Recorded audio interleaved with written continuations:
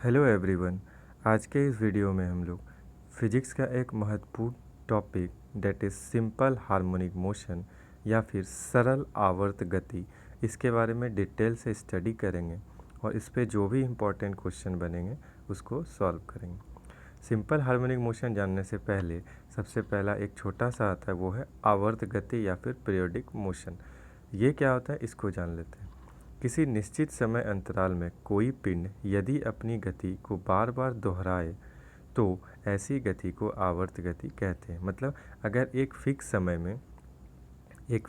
में क्या हो, कोई पिंड अपनी गति को बार बार दोहराए, मतलब उतना सा ही गति वो उतने समय में करे, मतलब फिक्स समय में फिक्स दूरी जब तय करे तो ऐसे गति को क्या करेंगे, आवर्त गति कहेंगे। जैसे उदाहरण के लिए पृथ्वी की गति, चंद्रमा की गति, सरल लोलक घड़ी की गति, तो ये सब क्या है, पीरियोडिक मोशन कहते हैं इसको। नेक्स्ट आता है दोलन गति या ऑसिलेटरी मोशन।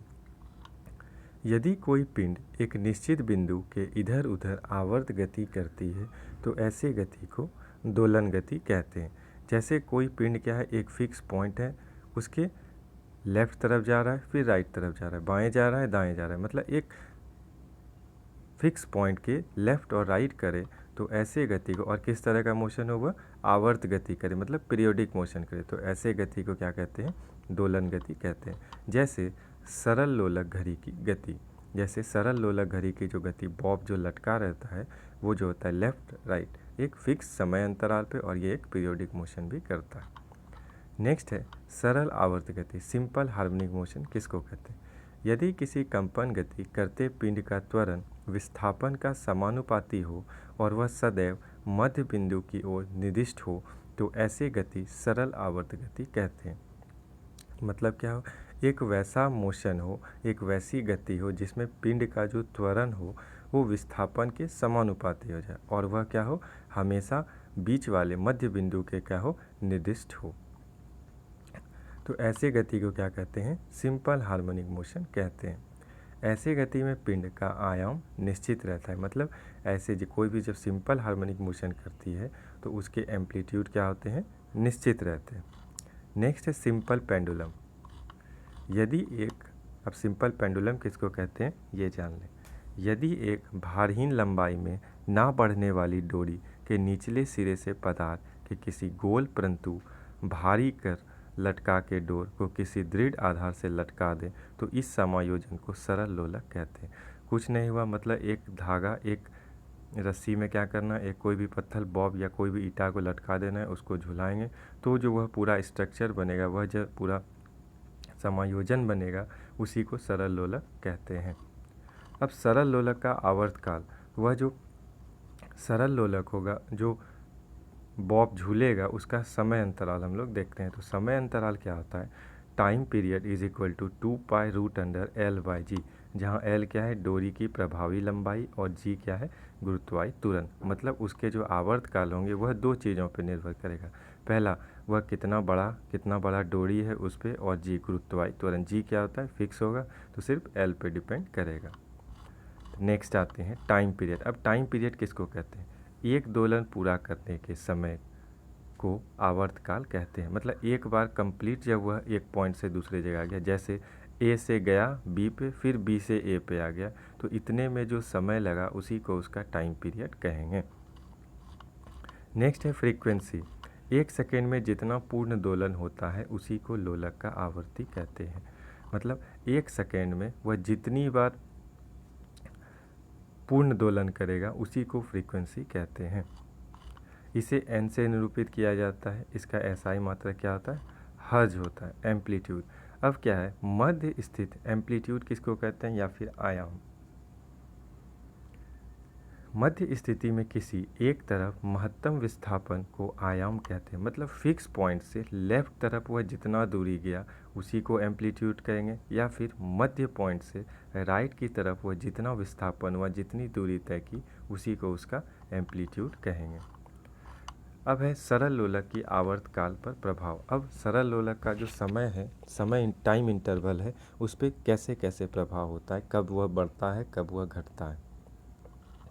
सबसे पहला आता है गर्मी के दिनों में।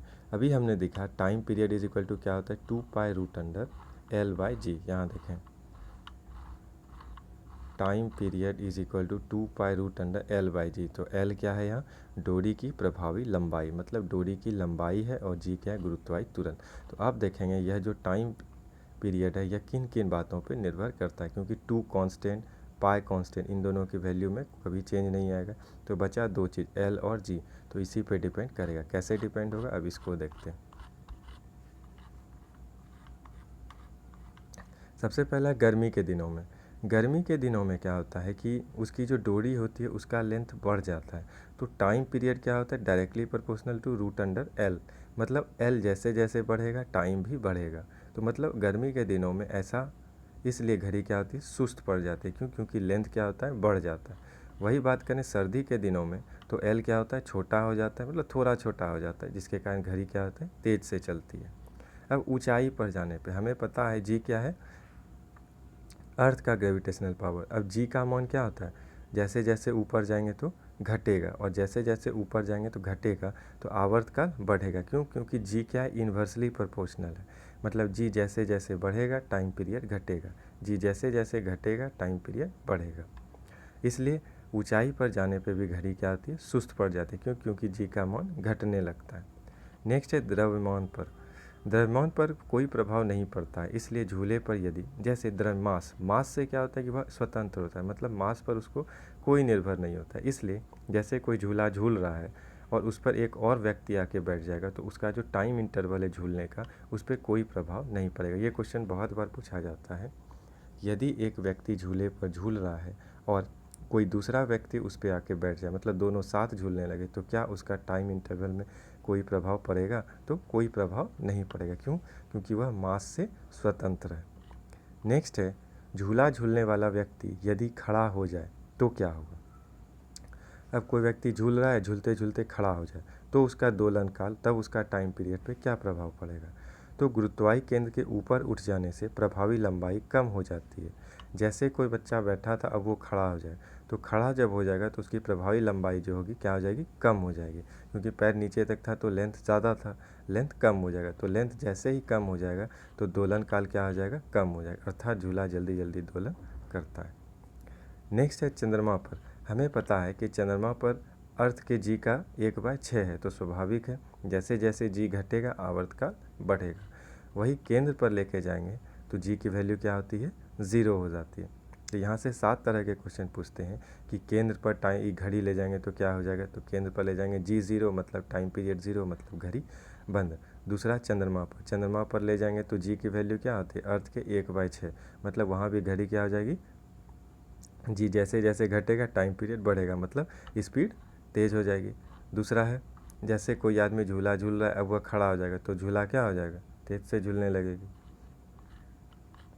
झूला जल्दी जल्दी दोलन करती है। नेक्स्ट है द्रव्यमान पर। तो द्रव्यमान पर कोई प्रभाव नहीं पड़ता, एक आदमी झूले दो आदमी झूले कोई प्रभाव नहीं पड़ेगा।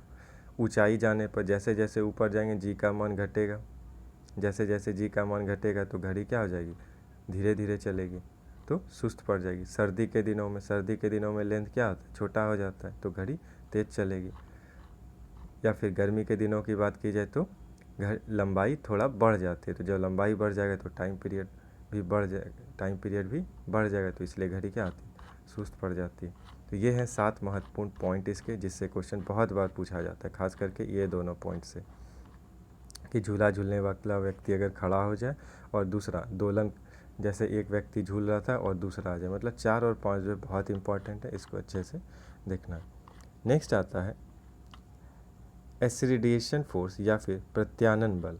इसे क्या कहते हैं, एक छोटा सा है, जब कोई बल वस्तु को संतुलन की स्थिति में लाने के लिए कार्य करता है तो वही बल प्रत्यानयन बल कहलाता है। मतलब एक वैसा बल जो कि वस्तु को उसके पूर्ण जैसा वह पहले था उसी तरह लाने का कोशिश करता है, तो उसको क्या कहते हैं, प्रत्यानयन बल कहते हैं। जैसे खींची हुई स्प्रिंग द्वारा लगाया जा रहा बल, जैसे एक स्प्रिंग को खींच के रखते हैं तो उसमें क्या होता है, एक फोर्स लगता है कि उसका जैसा से पहले वैसा ही ला दिया जाए, तो ऐसे वो बल को क्या कहते हैं, प्रत्यानयन बल कहते हैं।